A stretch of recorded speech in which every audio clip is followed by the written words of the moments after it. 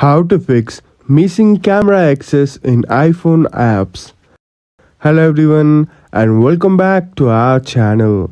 In this video, we will guide you on how to fix missing camera access in iPhone apps. Don't worry, this is a common issue and I have got the steps to fix it. So let's dive right into it. First, make sure camera access isn't blocked for the app. Go to settings, tap privacy and security, then select camera. Here you will see a list of apps with camera permissions. Make sure the toggle next to the app you are troubleshooting is turned on. If the app doesn't appear in the camera settings, try deleting and reinstalling it. This forces the app to re-request permissions when you open it again. Next, reset all settings. If permissions still don't show up, it might be a system glitch.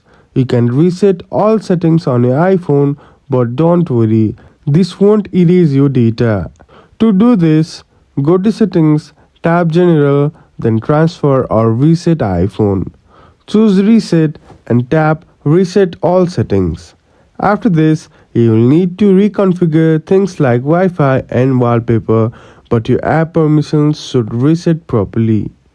Next, check screen time restrictions. If screen time is enabled, restrictions might be blocking camera access for certain apps.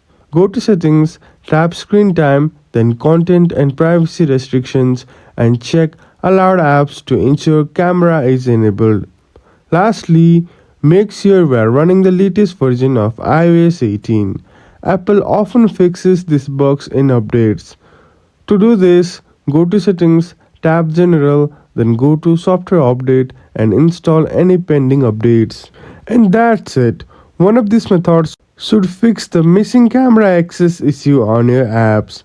If you found this video helpful, please don't forget to give this video a thumbs up and subscribe to our channel. Thank you for watching and we will see you again in the next video.